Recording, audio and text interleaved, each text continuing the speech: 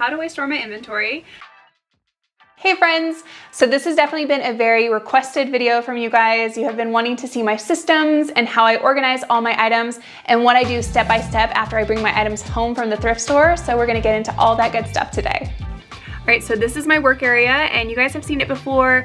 This is down in my basement. So half of my basement is a finished living room and then an extra bedroom. And then the other half is this wonderful work area where I have this office space. And then over there, I keep all my inventory. And now I'm gonna show you exactly what I do right when I bring all my items home from the store. So right when I come home from Goodwill, I like to take a picture of the receipt and then I put it into a digital folder on my phone.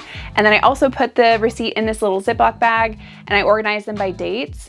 And I like to have the digital photo of the receipt just in case, because sometimes when you have the receipts together, some of the ink can rub off and then it can make it hard to read and know how many items you picked up or how much you spent. So I just like to have the photo of it as well, just kind of add a little safeguard. And then in the notebook, I like to come in here and I write the date that I went to the store, and also write the amount that I spent, how many items I picked up, and then the miles that it took me to and from the store. And this is all in my receipts, but it's just really nice to have it all written out, especially when it comes time to do my bookkeeping. It's easier just that visual of seeing it on the paper. I'll also add in my post office miles and any other business related miles. So then at the first of every month, I like to sit down and I go over the previous month and I'll look at how many miles I drove in total, how much I spent at the thrift stores for my inventory, how many items I picked up. I'll also add in any business related expenses, and then I will put in how many items I sold that month, how much I made that month, any returns, and then I'll calculate my cost of goods. And I'm sure you guys all have one, but if you don't, I highly recommend that you have a business bank account, because then that way you can see all your expenses, you know exactly what's business related, you know how much you've spent, how much you made, and then everything is just there consolidated for when you have to do bookkeeping or your taxes. So in this bag, I selected a variety of items that I just picked up. And typically, right when I come home, I like to bring them over to this little workspace. I like to check them. And then also this is where I like to lint roll items, or if I need to sweater shave an item, I will do that as well. And normally this is also where I detag my items. So I'm gonna go through that. But normally I like to use scissors, just because there has been times where I haven't used scissors and then it's torn the item or caused a larger hole. So I typically have these little scissors on hand and I will just detag all my new items.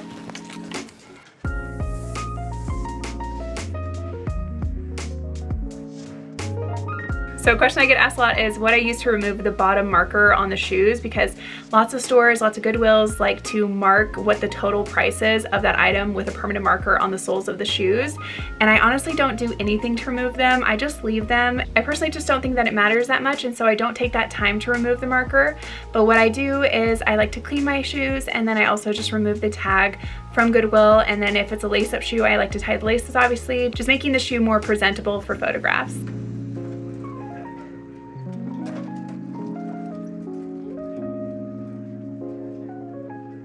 So now at this point, everything has been detagged and it's been lint rolled or sweater shaved if it needed to be. For this particular haul, I didn't have to do any of that for these items. And then at this point, I will grab some hangers, and I just use these velvet hangers that I got off Amazon, and I hang them up on these, and then I also photograph them on these hangers as well. Another big question that I get asked in the comments a lot is if I wash my items, and typically no. So I do wash items only if they have like an odor to them, or if they have a stain that I think maybe washing them will get out. But for the most part, all I do with my items is I steam treat them. So I use a steamer, and when you do that, it actually disinfects and sanitizes your items, and then it also makes it so they look better. So it's a win-win.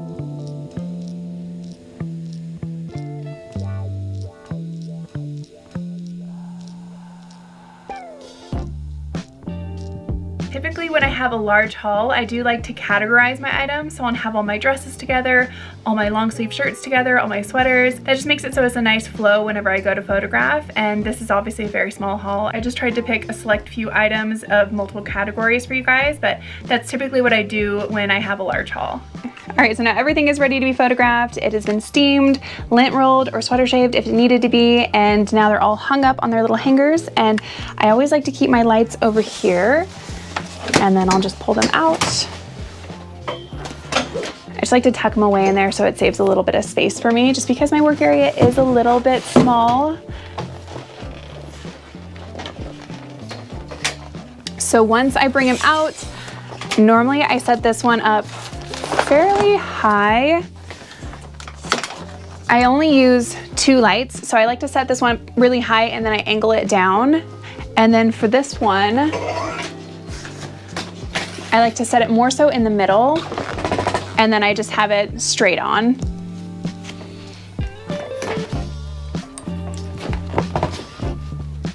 So once it's all set up, this is typically how I have it. Like I said, this one is high up. I have it on the highest setting and then I angle it down a little bit. And then this one is just on the medium setting and then I just have it straight on. And then at this point, I like to pull this out, get it all prepped too.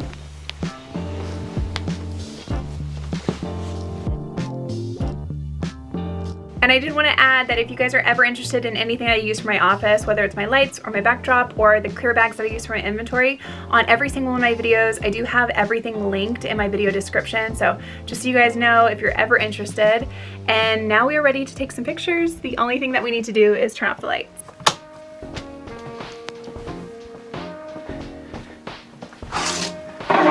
So before I get started, I always like to have a basket over here as well. So I'll bring this basket and I'll just put it on the ground, and that's what I'm going to put all my clothes in once I'm done photographing them. So like I said, once I have the item already hung up on the hanger, I just photograph it on the hanger. I don't use any like special fancy hangers or mannequins. So I'll typically take a full length picture of it, and then I like to come in closer as well. That way the buyer can get the full view of the item. And then I'll take a picture obviously of the tag and the material tag. And then I'll flip the item and do the exact same thing on the other side.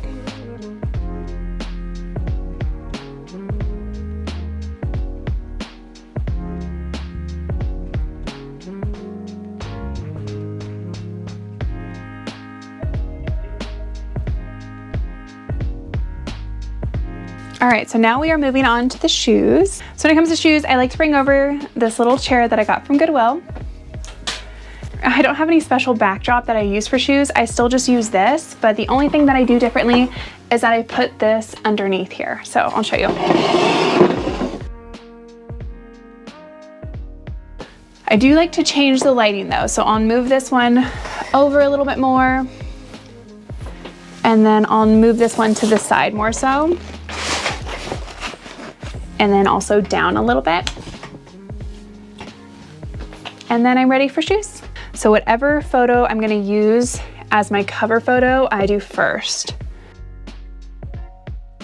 And then from there, I like to just move it around. I get the close-up of the top, close-up of the front.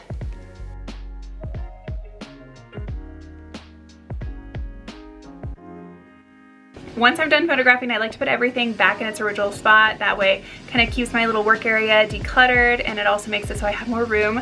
And so I'll put everything away, I'll put my lights back in their little corner, and then I'll tuck in my photographing layout, and I'll grab my little tub that has all the items that I need to measure, package, and inventory my items. So in this tub, I keep my measuring whiteboard.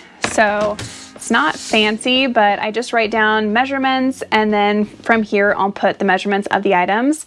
And then I also keep a lint roller just in case I missed anything when I was prepping my items. I'll keep the same scissors in there, my measuring tape, and then these are my labels. So I'll write down the label for my SKU numbers, and then I have my little bags that I use in order to package up my items. All right, so now we're all ready to get started. And like I said, I have this whiteboard and I write down measurements big at the top, and then I'll put down the measurements that I'm going to be taking for the items. The first items that I'm going to be doing are going to be tops and dresses, and the most requested measurements that I get for those are pit to pit and length. And so I am kind of a minimalist when it comes to measurements. Those are the only ones that I will be doing for those categories. And then I'll also write down my SKU number. And so the first number that I'm going to be doing is I-133, and then so on from there. So what I like to do is I will take my items out, I'll lay them flat, do a little lint roll if I need to, and then I will take those measurements, write them down on my whiteboard, and then I will also write down the SKU number. I'll fold up the item as nicely as I can and I'll sit it next to the whiteboard, and then I'll take a picture of that, and so that way when I go to do my listings, I know exactly what inventory number that item needs to be put under. And then I also upload that photo into my listing, so then when the buyers are flipping through the photos, they'll also be able to see the measurements written down. And I do love the fact that I also add the SKU number into the picture, just because there's been some times where I forget to add it into the listing, and so it's nice to just go look at the picture and know exactly where it is. So after I've taken the picture of the measurements and the SKU number, I will slide the item into its own personal bag, I'll seal it, and then I'll put the inventory sticker on it, and then I will put it away in its inventory box, and then I'll just continue that process until I'm done.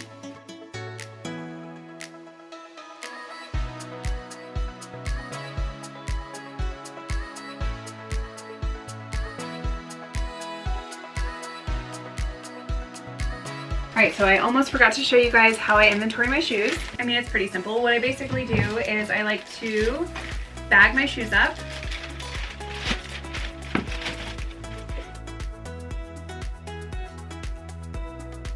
So when I do sneakers, I like to put them like this so that the soles of the shoes are touching each other. That way, especially for these leather ones, I don't want them rubbing on the leather. They're all in their own little bag. And I don't have any specific SKU number when it comes to shoes. I just have sections. So this is shoe B right here, and I know that I have some space in here. So what I'll do, so that I know when I'm doing my listings where it is, I'll just open up the drawer, and then I will take a picture of the shoes next to the open drawer. And that way when I go to do my listings, I know that I put them in shoes B.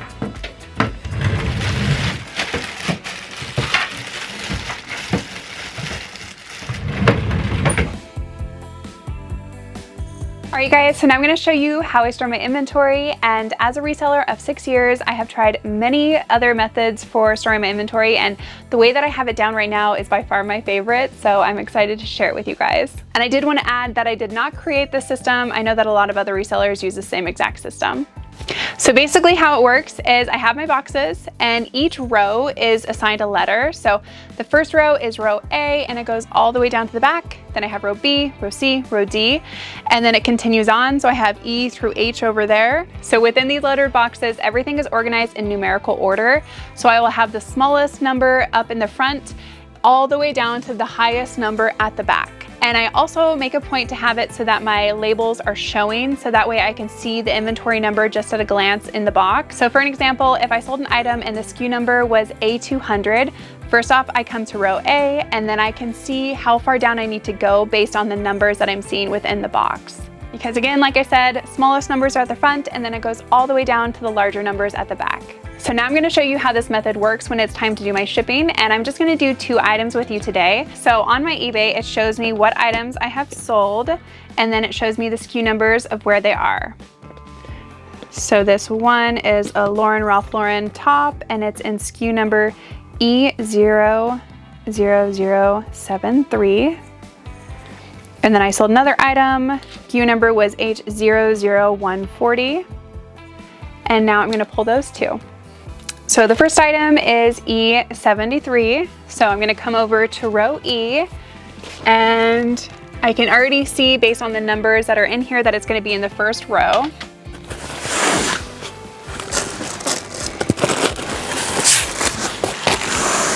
So here is item E73. Next up is H140. So again, going to come over here to row H. I can even see just from the top that it's not going to be up here. It's not going to be in there too, just based on the numbers I'm seeing. And here it is, H140.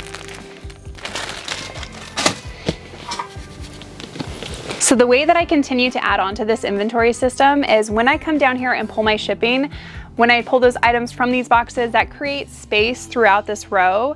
And so 2 times a month, I come down here and I move over all my inventory. So the way that I do that is I start from the front, I see if there's any space to move, and then I move them continuing on, and I will keep them in obviously numerical order. So I'll move it from the first box Then I'll go down to the second box, and then so on until I'm at the back of my inventory. Typically when I move my inventory, that either frees up a whole box or a large portion of that last box so that it's empty. And then whatever number I'm left at, I just continue to add on. So I never reuse any numbers. I just continue to add on to the last number in the last box.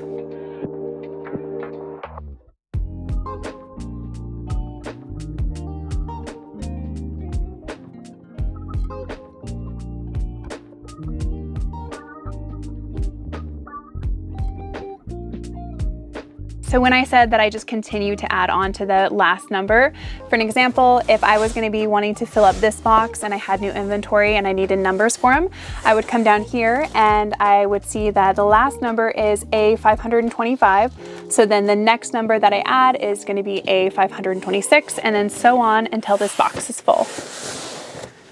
And whenever I'm over there doing my measurements, my packaging, and my inventory, I will always have the box that I'm working on with me. That way I know exactly when it's full, and then I can come over here to the last box in the next row. All right, you guys, so that is it for today, and I hope that you enjoyed seeing my systems and how I store my inventory, and I really hope that I explained everything well enough. If you have any questions, feel free to leave them down in the comments below, but as of right now, I have a lot of shipping that I do have to pull, so I'm gonna go, but as always, if you guys think that I earned a like on this video or your subscription, I would really appreciate that. Have a wonderful day, you guys. Bye, friends.